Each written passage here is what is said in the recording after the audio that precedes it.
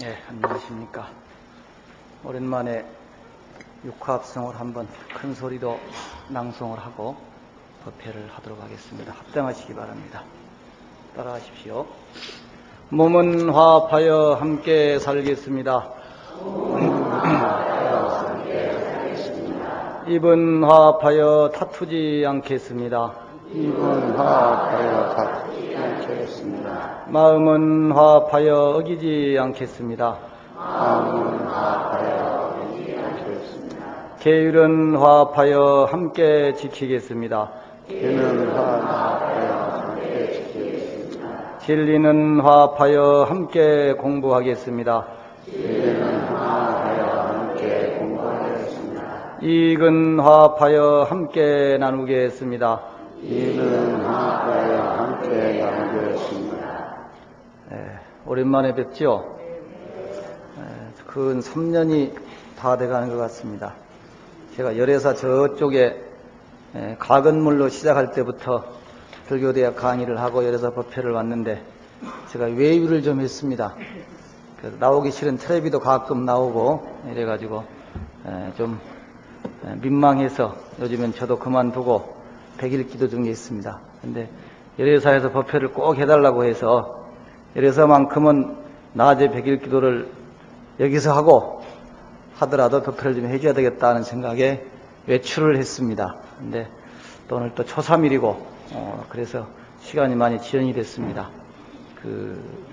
MBC 손석희 시선집중이나 이런 생방송 프로그램을 가끔 제가 출연을 했는데 뒤에 시간이 잡히면은 앞에서 시간을 다 잘라먹고 시간이 없다고 금방 질문할 걸 다 안 하고 넘어갑니다.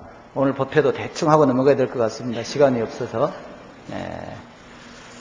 쭉 보니까 안면이 있는 분도 있고 또 새로 오신 분도 있고 그런데 제가 늘 열애사 같은 이런 도심의 배영 사찰에서는 왜 2부 3부 법회가 없는가 이런 아쉬움을 토로한 적이 있습니다. 그래서 요즘에 저도 오늘 오후에 결혼식을 기왕 나온 김에 2군데를 갔다가 집에를 들어가야 되는데 이렇게 바쁜 분들을 위해서 오후에도 법회를 한번 하면은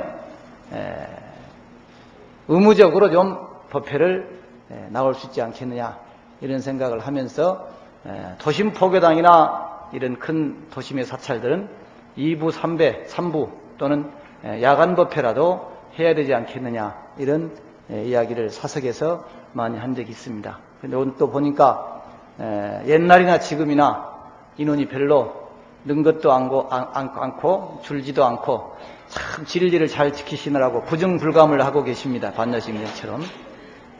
그런데 아까 오면서 요즘에 법회 많이 나옵니까? 여쭤봤더니 입시 기도가 끝나서 좀 많이 안 나옵니다. 그분들은 입시 신도입니다. 그래서 입시 신도가 우리가 안 되고 정말로 부처님의 가르침을 실행을 하기 위해서는 늘 제가 말씀드립니다마는 정기적인 법회나 기도에 빠지지 않고 나가는 것이 불자의 책무고 기본 의무입니다. 그래서 집에 계신 분들을 꼭 며칠 전에 림포체 스님이 왔을 때는 여기를 꽉득 채웠다는 얘기를 또 제가 정보를 입수를 했습니다.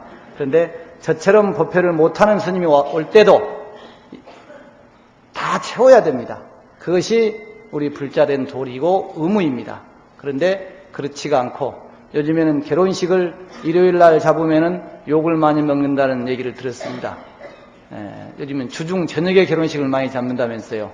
그래서 불자들이 법회를 나오려면 꼭 무슨 결혼식 끼고 무슨 행사 끼어서 못 나오는데 그런 분들을 위해서라도 이부 법회를 해야 되고 또 가능하면은 우리들도 이제는 법회 나오는 것을 일상화해야 되겠다는 말씀을 서두에 드리면서 오늘 말씀 전하겠습니다.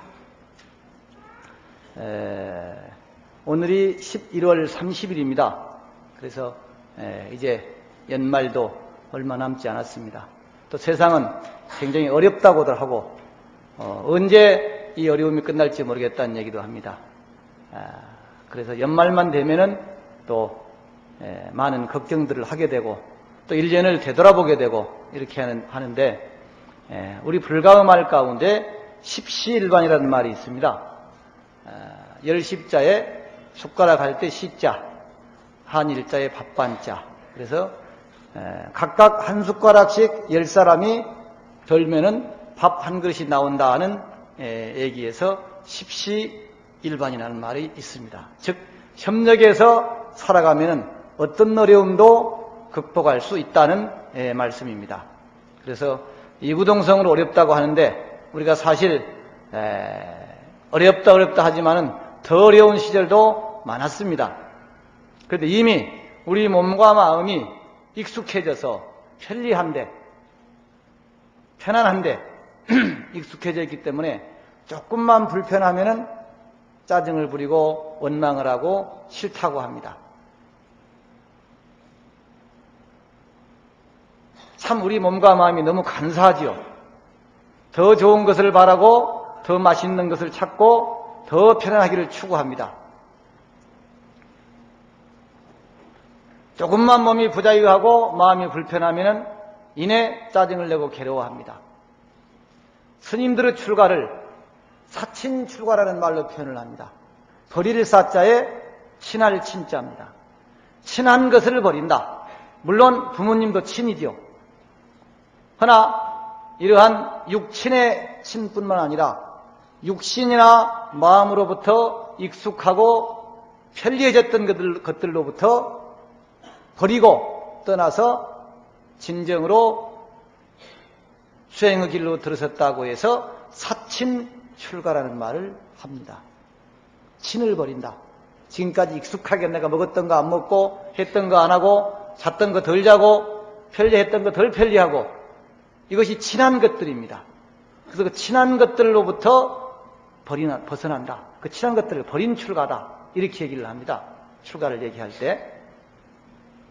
그래서 어떻게 보면은 우리가 너무 익숙해져 있기 때문에 어렵다고도 하는데 좀 더 살피고 배려하고 그 친한 것들을 내가 몸으로 받아들인다면은 마음으로 이해한다면은 이 정도는 쉽게 넘어갈 수 있지 않을까 이런 생각을 해봅니다.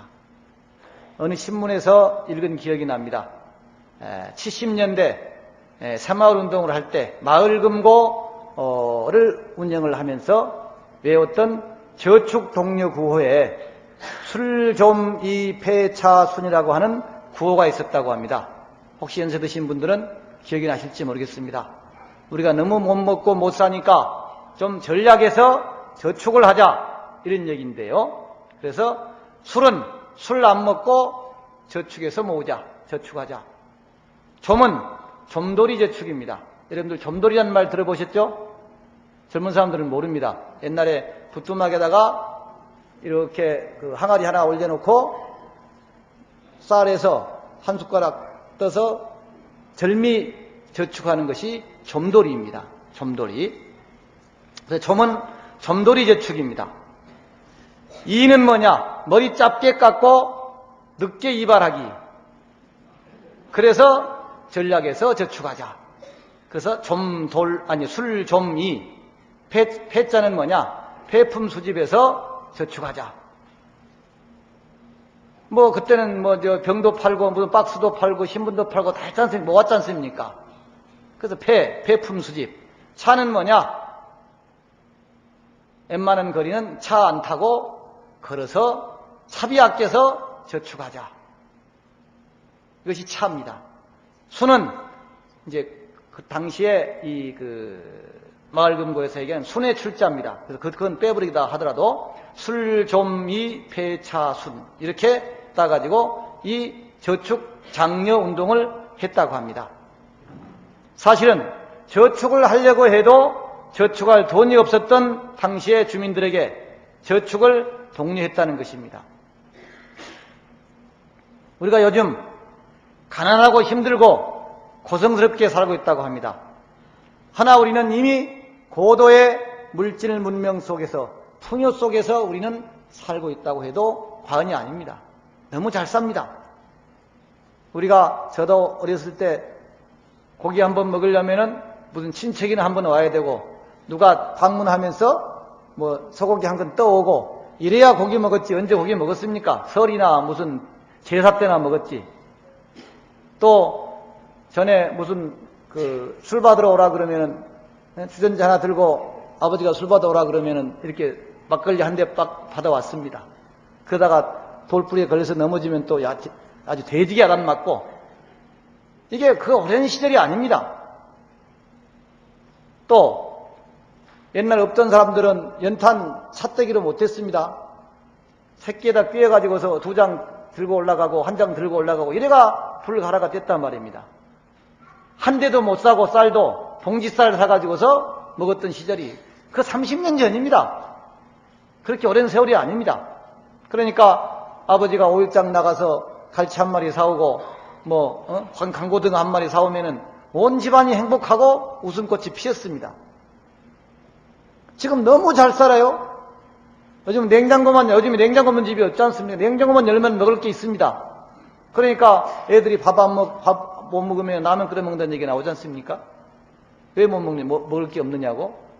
그래서 어떻게 보면 줄 수 있는 것도 많고 나눌 수 있는 것도 많은데 사실은 우리가 너무 친해졌기 때문에, 익숙해졌기 때문에 그것을 견디지 못할 뿐이다. 제가 어제 이 법회 준비를 하면서 조금 알아본 게 있습니다. 저도 창피하니까. 시내버스 요금이 얼마인지, 일반 버스 요금이 얼마인지, 학생 요금이 얼마인지, 콩나물 한 봉지가 얼마인지, 두부 한 모가 얼마인지 다 아십니까? 연탄 도매가루 한 장이 얼마인지, 소매가루 얼마인지, 쪽파 한 단이 얼마인지, 쌀을 한 대, 요즘에 한 대 안 팔아요. 키로로 팔지요. 얼마인지, 이런 거 제가 다 알아서 이렇게 적어가지고 왔습니다. 이걸 준비를 하면서 저도 70년대 제가 처음 절에 들어와서 당시를 회상을 했습니다. 먹을 게 없었죠. 절에 전화기만 했어도 관광객들 와가지고서 무슨 절에 전화기가 필요하냐 그랬고, 텔레비 있으면 큰일 났고, 스님이 이제 신발 요즘에 무슨 에스카이아 이런 신발 신으면은 우리 행사 살 때 서울 사는 스님들이, 신식 스님들이 내려오면은 그 신발 갖다가 빠뜨렸어요. 화장실에다가. 중이 무슨 구두를 신고 다니냐고. 그게 지금 30몇 년 전입니다. 근데 지금 우리가 안 가진 게 뭡니까? 구족하지 못한 게 우리가 뭡니까? 다 구족해요. 완전히 다 갖추고 살아요. 그런데도 불평하고 불만하고 산단 말이에요. 제가 얼마 전에 통도사 화엄살림법회를 갔다 왔습니다. 거기는 요즘에 아주 훌륭한 스님들이 오셔가지고 준비를 잘 해가지 않으면은 망신을 당하고 옵니다. 보살들이 하도 공부를 거사들이 많이 해가지고 법사를 품평의 꼭장 같아요. 가면 어느 스님은 어떻게 하더라 하고 벌써 소문이 납니다. 그러니까 준비를 열심히 해가지고 가도 망신만 당하고 옵니다. 그런데 요즘에 그 통도사가 참 많이 변했어요. 여기 회주스님께서 주지로 가신 다음에 도량정지를 많이 하고, 또 그 보궁도 개방을 해서 1년에 몇 차례밖에 개방을 안 했습니다. 사리탑 보궁을.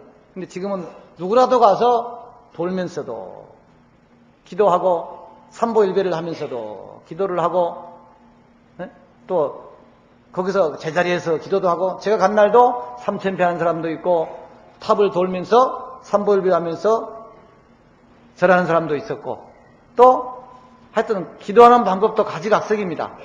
근데 거기에 옛날에 그 문을 닫았을 때는 나오지 않은 것이 있습니다. 그게 뭐냐? 그 앞에 불전함에 1년 모이는 불전함이 몇 억이 모인답니다. 그래서 그걸 가지고 태풍이 왔다든가 무슨 수재면이라든가 불의똑이라든가 이런 기금으로 순수하게 쓰인다고 합니다. 그러니까 한번 마음을 열면은 신도들한테도 신심을 내게 하고, 또 그 작은 정성들을 모으고 모아서 좋은 일을 하는데 쓰일 수 있잖아요. 근데 제가 작년 화엄살림 때도 그렇고 올해 화엄살림 때도 느꼈습니다마는 그 통도사 주의심이, 여기 회주스님, 정우스님이 참 남한테 뭘 주는 걸 좋아해요. 방에 가면은 책이 쫙 이렇게 있죠. 그래가지고 오는 사람한테 한 권씩 주고, 뭐가 됐든 주려고 노력을 한 분이 정우스님입니다. 회주스님이에요. 그래서 그 복으로 저렇게 통도사가 발복을 하는 게 아닌가, 가는 데마다 이렇게 잘 되는 게 아닌가, 그런 생각을 해요. 주는 것도 아무리 작은 것도 나누지 못하면은 이것도 습입니다. 습이 돼야만이 나눌 수 있는 겁니다. 말 한마디라도 무슨 봉사도 하는 사람이 하지 여유가 있다고 해서 하는 것이 아닙니다. 사실 경전에서는 재물이 없어도 베풀 수 있는 것을 우리가 무제칠시라고 했습니다. 무제칠시, 재물이 없어도 베풀 수 있다. 그래서 부드러운 눈으로 사람을 대하라 그래서 안시를 얘기했고, 얼굴을 편하게 남에게 보여주는 것도 그것도 보시다. 그래서 화환열색시라고 했고, 좋은 말을 하는 것도 보시다. 그래서 언사시라고 했고, 몸을 잘 예의 바르게 사람을 대하는 것도 보시다. 그래서 신시, 몸신자 신시라고 했고, 선이 좋은 마음을 가지고 따뜻하게 부드럽게 사람을 대한다 그래서 심시라고 했고, 다른 사람에게 사리도 양보해주고 배려해주는 것을 상좌시라고 했습니다. 요즘에는 연세 드신 분들도 하도 젊어가지고 80 먹은 할아버지가 60 먹은 할아버지한테 자리를 양보한대요. 왜냐? 80 먹은 사람이 더 젊어 보이니까. 그 이해하십니까? 어떤 분은 80 먹었어도 팽팽하고 어떤 분은 60 잡섰어도 좀 더 늙어 보이니까 자기보다 더 나이 많은 줄 알고 양보한다는 거예요. 이 상좌하십니다. 자리를 베푼다. 또 빈곤한 사람에게, 머물지 못한 사람에게 하룻밤 옛날에 묵어가게 하고 머물 수 있는 것을, 쉴 수 있는 것을 제공해주는 방사시도 있습니다. 근데 사실 우리가 너무 베풀 것도 많고 나눌 것도 많은데도 불구하고 불평하고 불만하는 사이에 나만 생각하다 보니까 이렇게 각박하게 변한 겁니다. 한번 회상을 해보세요. 70년도 우리가 어떻게 살았는가. 저희들이 해인사 살 때 라면을 먹어야 되느냐 말아야 되느냐를 가지고 2주일을 공사를 했습니다. 라면 먹으면 안 된다. 아니다, 라면 좀 먹이자. 어떤 이렇게 어른들도 나눠져 가지고. 그래, 그 먹이자는 쪽이 우세해 가지고 일주일에 한 번씩 라면을 얻어 먹었습니다. 유일하게 간식이 그겁니다. 일주일에 한 번. 과일이 어디 있습니까? 무슨 떡이 있습니까? 요즘처럼 반찬이 많기를 합니까? 3가지. 재수가 좋으면은 미역국에다가 김, 찰밥, 이것이 최고 대중고양입니다. 지금은 대중고양을 따로 안 해도 무슨 김이든지 미역이든지 찰밥이든지 아무데나 먹을 수가 있습니다. 그때는 한 달에 한두 번은 그냥 재수 좋으면 얻어먹었던 것이 김 한두 장. 김도 한 장 더 얻으려고 우리 어려서 얼마나 노력을 한지 몰라요. 김 한 장 더 얻어먹으려고. 근데 지금은 식탁마다 김을 잔뜩 쌓아놓고 먹고 있대. 그것도 먹기 싫어가지고 안 먹고. 꼭 제가 전설 따라 삼철 자는 것 같지만 이게 현실입니다. 현실이에요. 그래서 우리가 참 정성으로 공양을 하면, 남에게 베풀면, 부처님한테 공양을 올리면은 무한한 공덕이 된다고 하는 것을 머리로는 이해를 합니다. 그러나 몸이 안 따라갑니다. 이것이 습입니다. 습. 생각이 말이 됩니다. 말은 행동이 됩니다. 행동은 업이 됩니다. 업은 고가 됩니다. 근데 우선 생각부터가 그렇게 안 하고 사는 거예요, 우리가. 생각부터가. 수다타 장자가, 경전에 보면 이런 설화가 나옵니다. 수다타 장자가 마지막으로 다 베풀 걸 베푸고 그 부자였습니다. 그런데 보시하기를 워낙 좋아해서 다 베풀고 나니까 이제 자기 먹을 때거리가 없어요. 그래서 품팔이로 나가서 뱃살을 팔아가지고 그것으로 부인한테 갖다 주면서 밥을 지으라 그랬습니다. 그 밥이 다 돼가는데 아니루따 존자가 닭발을 나왔어요. 그래, 아니루따 존자가 닭발을 나왔는데 그 수다타 장자의 부인이 어떻게 그 존자한테 공양을 안 올립니까? 그래서 바리대에 밥을 가득 담아줬어요. 그러고 났더니 그 뒤에 또 몇 명의 존자님들이 또 그 집에 이상스럽게 그날 또 탁발을 오는 거예요. 그래 또 아무 소리 안 하고 있는 밥들을 바리대에 채워줬어요. 마지막으로 설상가상으로 부처님이 오셨어요. 부처님이 그 집에 탁발을 하러 오셨어요. 이제 아침 공양 때가 돼서. 그래 이제 마지막 남은 밥밖에 없는 거예요. 그럼 굶어야 돼요, 자기는. 근데 기쁜 마음으로 마지막 남은 밥을 화루에 담아서 드렸어요. 부처님한테 공양을 올렸어요. 그때 이 수다타 장자가 밖에서 돌아와서 이제 여보 밥 다 됐으면 밥 좀 달라고 이제 그러는 거예요. 그래 지혜스러운 그 아내가 이렇게 묻습니다. 여보, 아니루타 존자님이 만일 오셔서 탁발을 청했다고 하면, 공양을 청했다고 하면은 당신이 먹겠습니까? 존자님께 올리겠습니까? 그래요. 그러니까 이 수다타 장자가 내가 굶고라도 존자님한테 드리겠소. 그래요. 만일 부처님이 오신다면요. 그러니까 당연히 부처님께 드려야지요. 그래 그 부인하는 말이 오늘 아침에는 유난히 여러 존자님들과 부처님이 오셔서 공양을 청하시기에 있는 밥을 모두 드렸습니다. 밥이 없습니다. 수다타 장자가 이분이 도인입니다. 말하기를 우리들은 이제 업이 다였으니 이제는 복덕이 생길 것이다. 그러면서 창고를 열어봤더니 곡식과 비단과 음식이 창고에 가득 찼더라.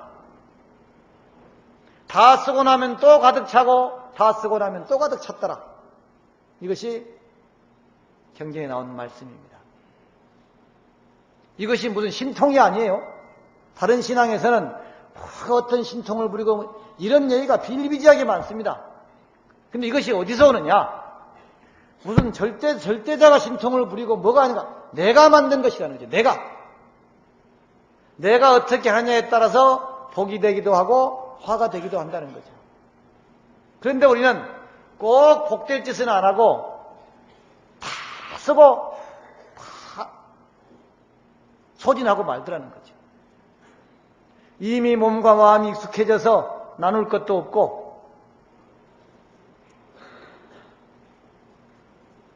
줄 것도 없다고 생각하는 거예요. 사실 이 시대에는 줄 수 있는 것을 주기도 어려운데 하물며 줄 수 없는 것을 준다는 것은 얼마나 어려운 일일까? 나는 줄 수 있는 것도 주기가 쉽지 않습니다. 종부세 환불한다고 언제 발표했습니까? 얼마 안 됐죠? 여기는 종부세 환급받을 분 없습니까? 그렇게 부자는 열애사는 주지 스님이 복이 많아서 있을 것 같은데, 그래서 제가 언제 버페트 한번 가서 그랬어요. 종부세 환급을 한다는데 없는 돈이니까 좋은 일 좀 쓸 사람 손들어 봐라 했더니 아무도 안 드네요. 이번에 통도사 사업사님 때 가서 또 얘기를 했어요. 그 얘기를 하면서 종부세 환급한다는데 종부세 받는 혹시 있으면은 통도사에 내시라면 그거 내겠다고 손을 몇 사람이 들더라고요. 그래서 제가 불사를 좀 해드렸습니다. 종부세 불사를. 참 쉽지 않습니다. 아주 작고 하찮은 것도 내가 남한테 베풀고 양보하고 함께 나누기가 쉽지 않습니다.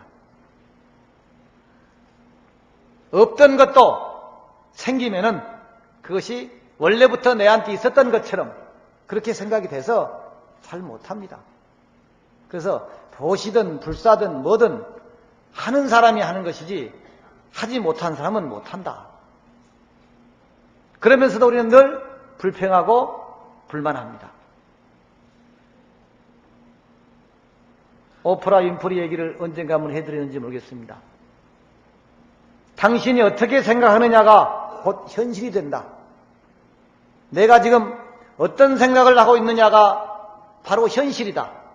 내가 불평하고 살면은 불평하는 마음이 마음속에 있으면은 나는 불평의 세계에 살게 될 것이고, 밝은 마음으로 살면 나는 밝은 세상에 살 수 있을 것이다. 근데 우리는 허상을 실상이라고 착각을 하면서 그것이 다인 양 살아간다고 합니다. 우리가 반야심경에 아까 부증불감 얘기를 했습니다마는 이 부증불감은 오늘 나오는 법회 나오는 사람이 다른 법회에 나가야 부정불감입니다. 근데 법회 없으면 부정불감 아니에요. 오늘 안 나오고 다른 데 안 갔으면. 원리 전도 몽상이 바로 실상을 바로 보내라는 얘기입니다. 멀리 전도된 잘못된 뒤집어진 꿈과 같은 그런 생각을 떠나보내라. 한 생각만 돌려도 무한한 선행이 나오고 무한한 즐거움이 생기는 거고 무한한 복덕이 생기는데 쉽지 않다는 거죠.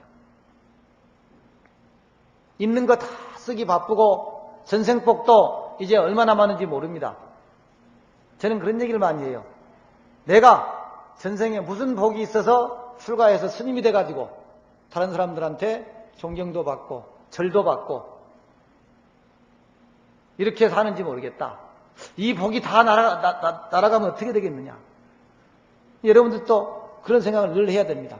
내가 무슨 복이 있어서 남편도 잘 만나고 부모도 잘 만나고 자식도 잘 만나고 친척도 잘 만나고 친구도 잘 만나고 이렇게 잘 사는가. 금생에는 복이 없는 것 같은데 전생에 내가 복을 좀 지었나? 근데 그 전생 복이 다 떨어진다면 내가 어떻게 되겠느냐?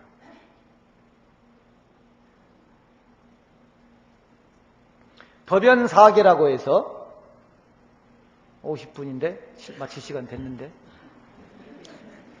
법연사계라고 해서 이 세상을 지혜롭게 살아가는 4가지 개성이 있습니다.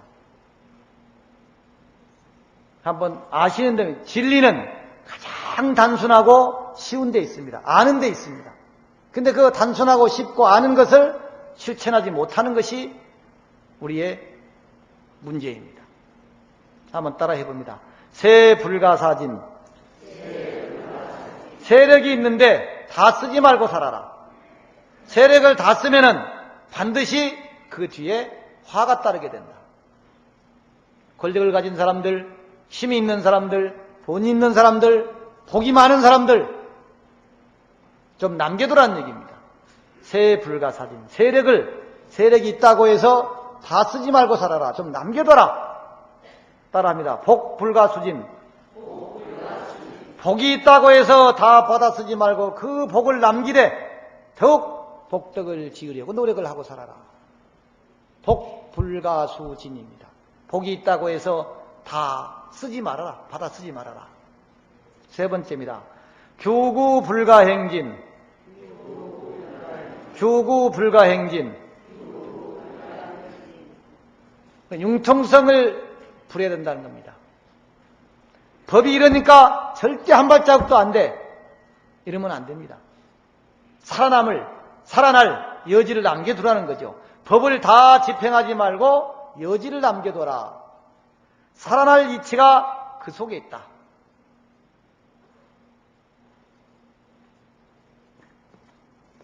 아홉 시까지 따님을 들어오라고 해서 9시 넘어가면 큰일 나는 집안이 있습니다.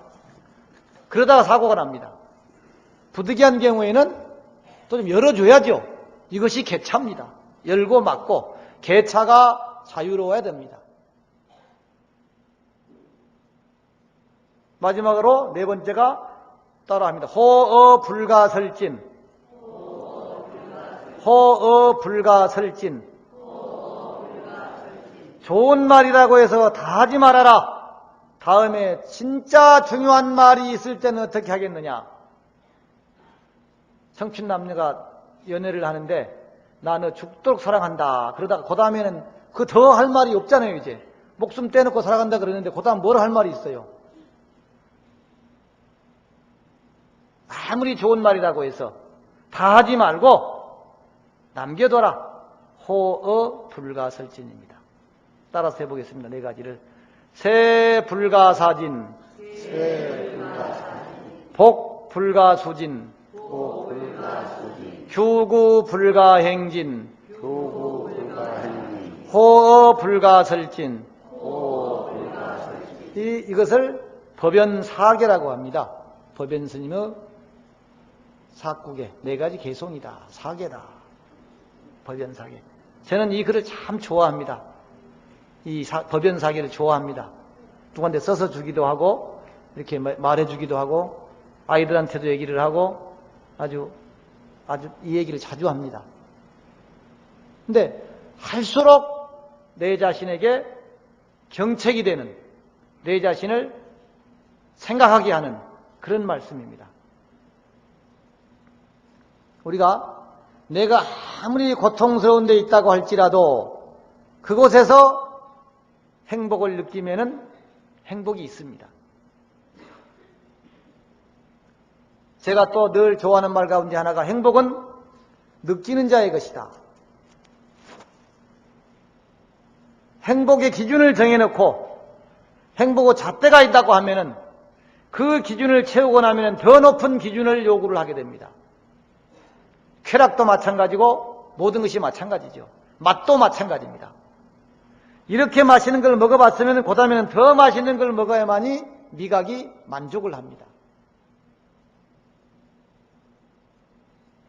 조미료에 입맛이 든 사람은 조미료를 안 치면은 잘 맛이 없다 그래요. 근데 저희들은 조미료를 넣으면은 또 맛이 이상해요. 그러니까 무슨 요즘은 뭐 만난이라 그럽니까? 미원, 미풍 이런 것처럼 넣지 마라 그럽니다. 음식 고유의 담백한 맛도 없어져 버리고 몸에도 좋지도 않고, 그래서 이미 거기에 익숙해져 있으니까 어디 가서 음식점에서 밥을 먹어도 조미료가 안 들어가면 맛이 없을 거예요, 아마. 거기 익숙한 사람들은.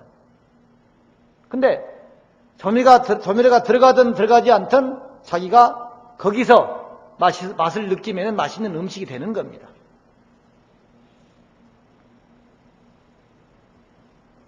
운문 스님의 개성 가운데 이런 개성이 있어요.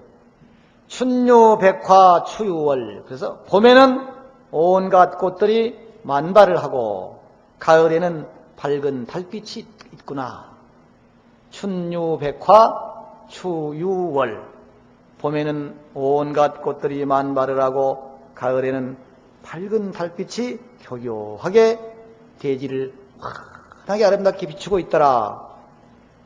하유양풍 동유설. 여름에는 시원한 바람이 불고 겨울에는 하얀 눈이 아름답구나. 아름답더라.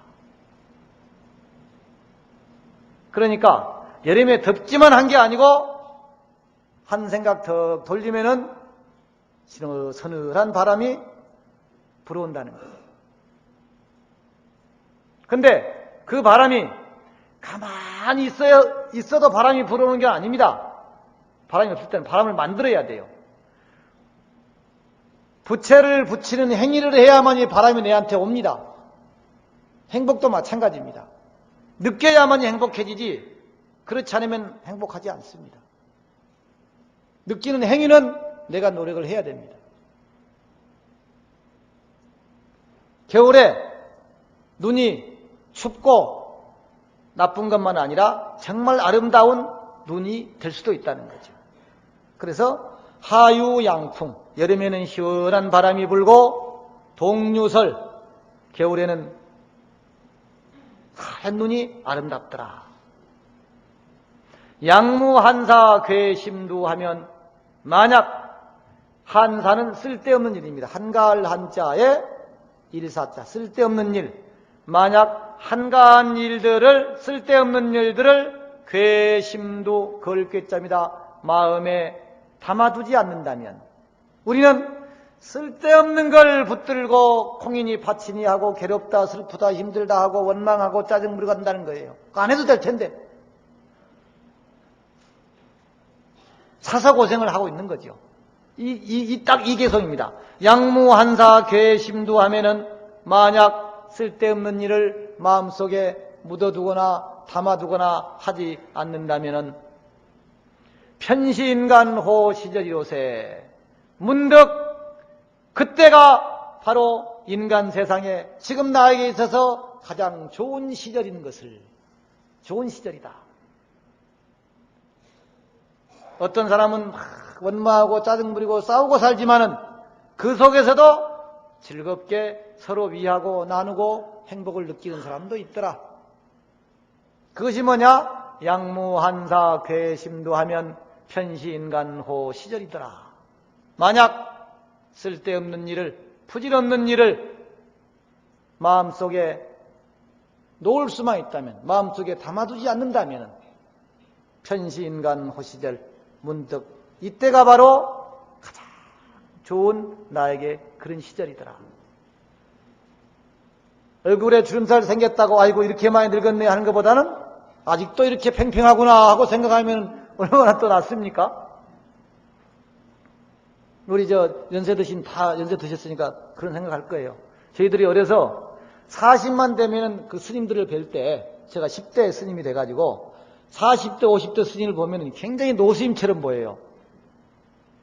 근데 제가 50이 넘고 보니까 지금 나는 마음은 젊은데 안 그렇다는 거죠, 이게. 그래서 그걸 이해를 못했는데, 만사가 이렇구나. 만사가 여시로구나. 만사가 이와 같구나. 행복도 마찬가지입니다. 행복해지는 연습을 해야 됩니다. 느끼는 연습을 해야 돼요.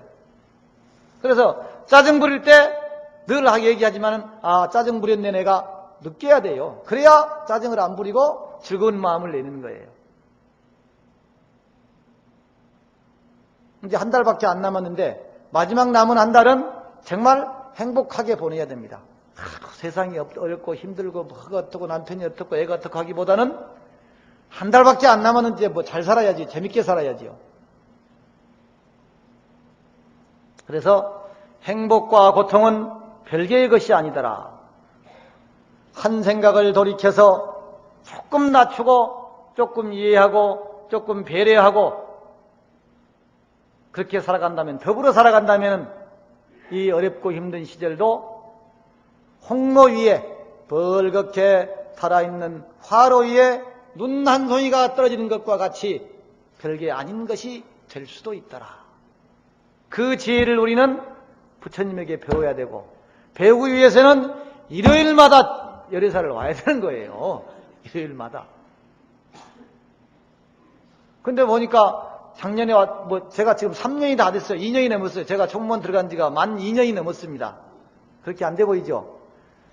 2006년도 9월 달에 제가 들어갔어요.